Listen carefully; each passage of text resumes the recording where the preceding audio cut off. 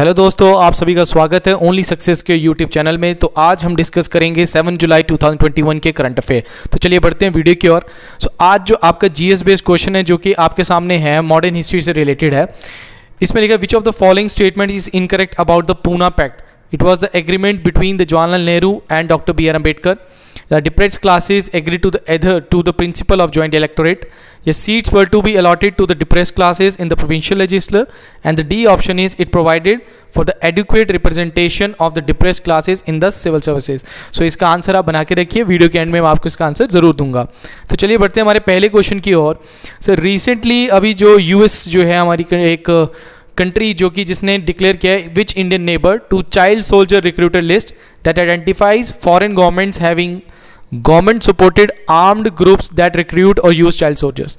तो वो कौन सी कंट्री जिसकी गवर्नमेंट्स जो हैं वो एक तरीके से जहाँ पे बच्चे जो हैं उनको रिक्रूट किया जाता है इन द लाइक आर्म्स, मतलब उन बच्चों के हाथों में बंदूकें पकड़ा दी जाती हैं, जहाँ पे बच्चों को आर्म्स में या आर्मी में सोल्जर ऐसे भर्ती किया जाता है। तो नेबरिंग कंट्री कौन सी है? पाकिस्तान। देखिए चाइल्ड सोल्जर यहाँ पे क्या किया गया, जो 18 साल से कम उम्र के बच्चे जिनको आर्म फोर्सेज या आर्म ग्रुप में किसी भी तरीके से रिक्रूट किया जाता है। अकेला पाकिस्तान ही नहीं है, इसमें एक और भी हैं, टर्की है, अफगानिस्तान है, Myanmar, Iran, Iraq, Nigeria, Yemen, ये इसमें इंक्लूडेड है।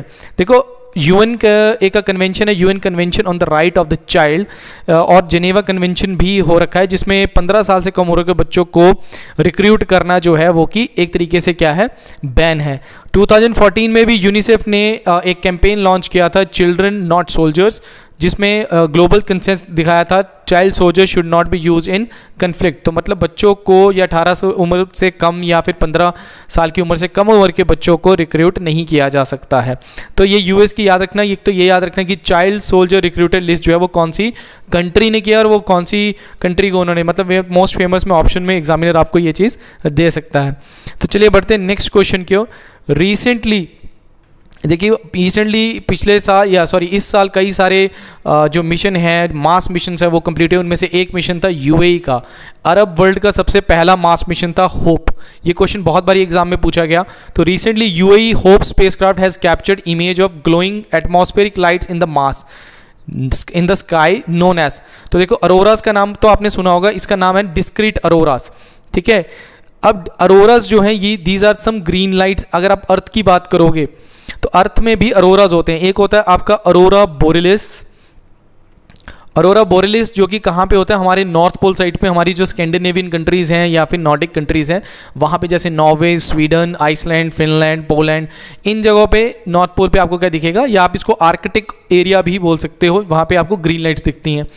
और दूसरा है Arora borealis, sorry australis. Arora australis जो है ये आपको साउथ पोल में दिखेगा, और ये आप एंटार्क्टिक रीजन भी बोल सकते हो, इसमें एंटार्क्टिक वाला रीजन जो है इंक्लूड होता है। तो auroras these are some green lights created by the ionosphere और magnetosphere over earth. Like suppose करो कि दिस इज ओवर अर्थ, तो अर्थ का मैग्नेटिक फील्ड इस तरीके से होता है। तो जो हमारी सोलर एनर्जी है, सोलर रेडिएशंस आती हैं वो इस मैग्नेटिक फील्ड से डाइवर्ट हो जाती हैं।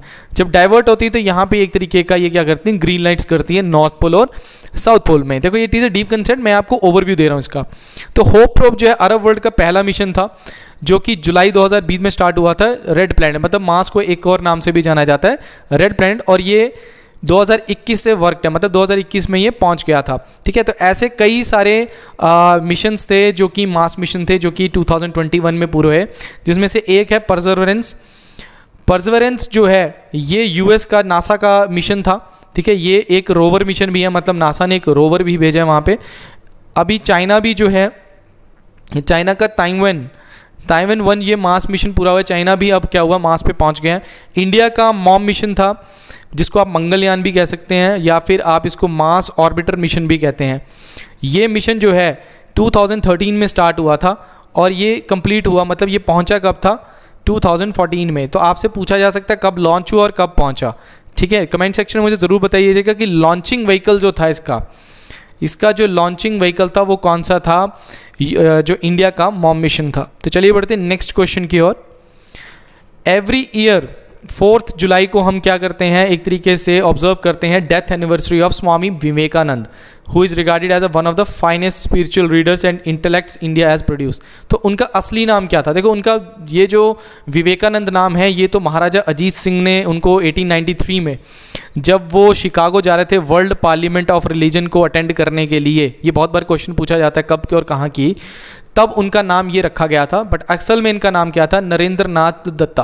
देखिए, इनका जन्म 12 जनवरी 1863 में हुआ था, और 12 जनवरी को ही हम क्या मनाते हैं? नेशनल यूथ डे मनाते हैं। ठीक है, तो on the birth anniversary of Swami Vivekananda. ठीक है, he was best known for his world parliament में इन्होंने पार्लियामेंट ऑफ रिलीजन में काफ़ी ज़्यादा अपनी दो बुक्स को भी इन्होंने रिप्रेजेंट किया था। तो ये बहुत बड़ी क्वेश्चन आता है कि वो 1893 में या कब किया था उन्होंने वहाँ पे शिकागो में वर्ल्ड पार्लियामेंट में स्पीच दी थी।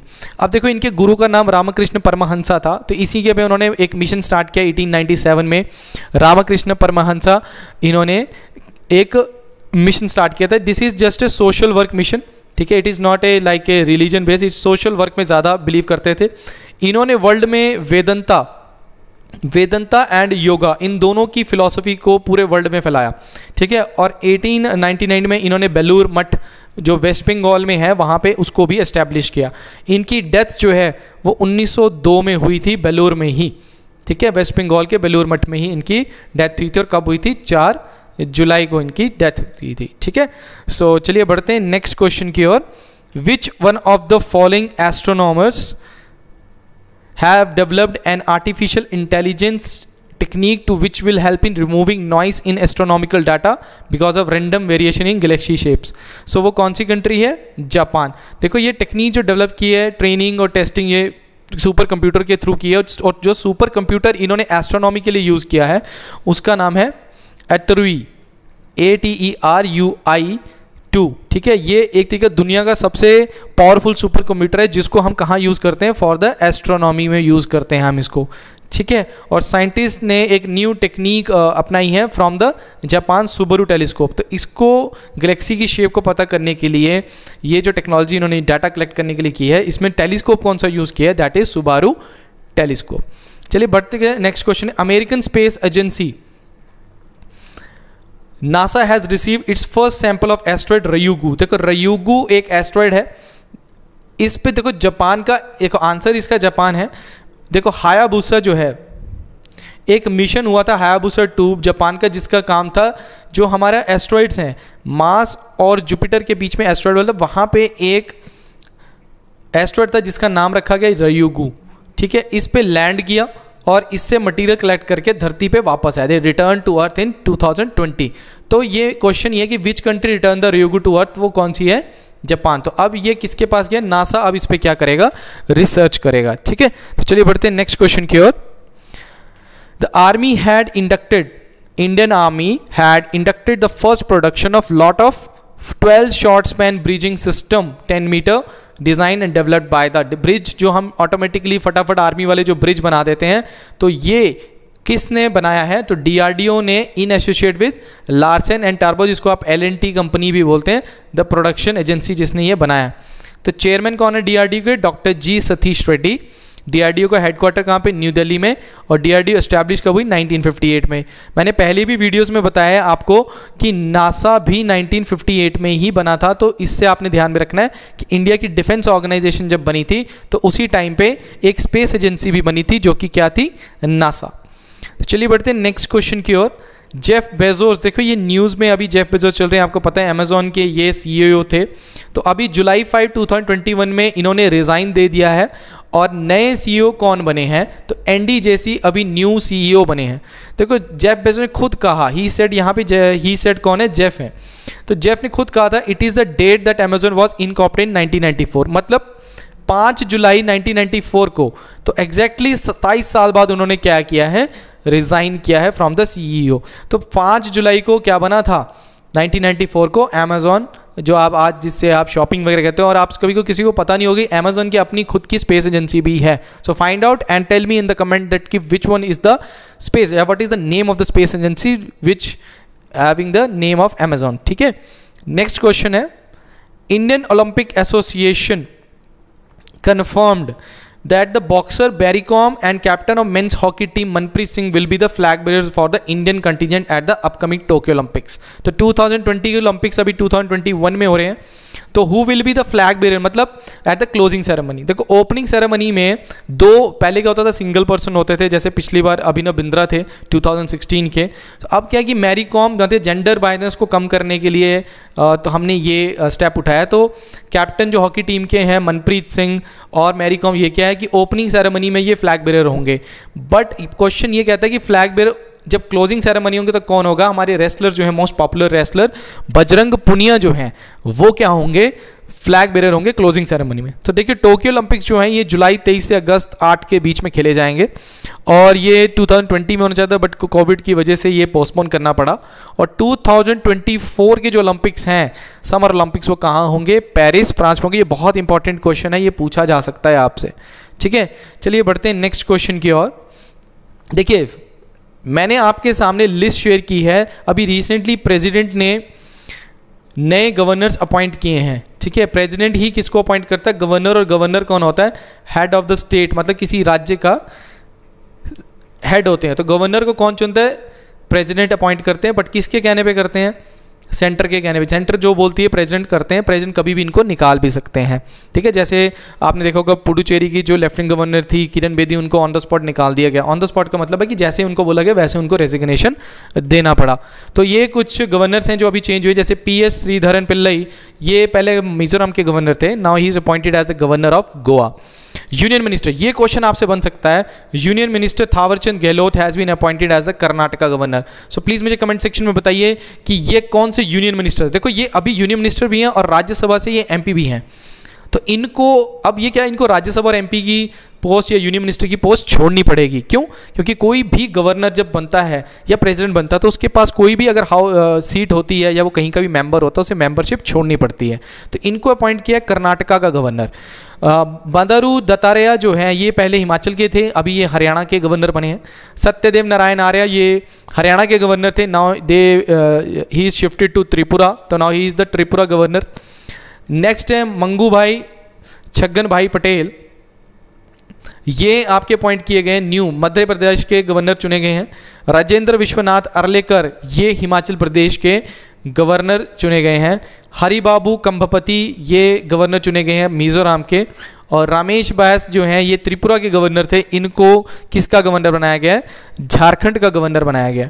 तो आई होप आपको ये लिस्ट आपने ध्यान में रखनी है, ये वाली लिस्ट भी और ये वाली लिस्ट, आपने दोनों लिस्ट याद रखनी है। आप इसको नोट डाउन जरूर कीजिएगा, ये पेपर में आने के पूरे चांसेस हैं आपके।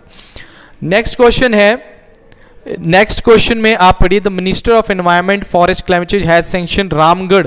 देखो रामगढ़ विषधारी सेंचुरी जो है as the 4th tiger sanctuary of which state? तो किस स्टेट की ये क्या है? एक 4th टाइगर सेंचुरी है, तो ये होगी Rajasthan is the right answer. तो it is located in the Bundi district of Ramgarh Vishdhari sanctuary. Will जो किस एक और टाइगर रिजर्व के साथ कनेक्ट है? रणथंभौर टाइगर रिजर्व के साथ, north east to the Mukundra hills. तो मुकुंदरा हिल्स आपको ध्यान में रखना है कि कहाँ पे है? राजस्थान में। देखिए जो भी क्वेश्चन मैं आपको करवा रहा हूँ ये बहुत ज़्यादा इंपॉर्टेंट है, आप इनको एग्जामिनेशन के पॉइंट ऑफ व्यू से मतलब एक तरीके से समझ जाइए कि ये आने के पूरे चांसेस आपको हैं। नेक्स्ट क्वेश्चन है, the ministry of youth affairs and sports had decided to grant recognition as a national sports federation for promotion and development of kickboxing. तो कौन सी स्पोर्ट को एज ए प्रमोट किया जा रहा है, रिकॉग्नाइज किया गया है as a national sports federation के द्वारा? वाको इंडियन किक बॉक्सिंग फेडरेशन, ठीक है। तो नाम याद रखना। और यूथ एंड स्पोर्ट्स मिनिस्टर कौन है? हमारे किरण रिजिजू। नेक्स्ट क्वेश्चन है, James Anderson has added another feather to his cap as he completed 1000 wickets in first class cricket। तो फर्स्ट क्लास क्रिकेट में डोमेस्टिक और मेन जो आपका इंटरनेशनल क्रिकेट है दोनों इंक्लूड होते हैं। तो ये कौन सी कंट्री से हैं? तो राइट आंसर है इंग्लैंड से हैं। तो एंडरसन जो है ये लीडिंग विकेट टेकर भी हैं as a pacer. All over अगर पेसर की बात की जाए तो इन्होंने 162 टेस्ट खेले हैं और टोटल 617 विकेट्स ली हैं। तो एवरेज जो है इसमें 26.76 है और 35 फोर्स मतलब 10 विकेट हॉल भी इनके पास 10 बारी हैं। तो एंडरसन जो है ये 14th प्लेयर हैं जिन्होंने 1000 विकेट्स लिए हैं फर्स्ट क्लास में, और ये 5th पेसर हैं। एंडी कैडिक, मार्टिन बेकनल और डेवन मेलकोलम एंड वसीम अकरम के बाद ये 5th ऐसे पेसर हैं जिन्होंने ये अचीवमेंट हासिल की है 1000 wickets in the first class, ठीक है। अब हम बढ़ते हैं हमारे पहले क्वेश्चन की ओर, जो मैंने आपसे स्टार्टिंग में पूछा था, which one of the following statement is incorrect about the Poona pact. तो पूना पैक्ट कब हुआ था? 1932 में हुआ था। आफ्टर आपका सेकेंड राउंड टेबल जब कॉन्फ्रेंस हुई थी तो कम्युनल अवार्ड डिक्लेयर किया गया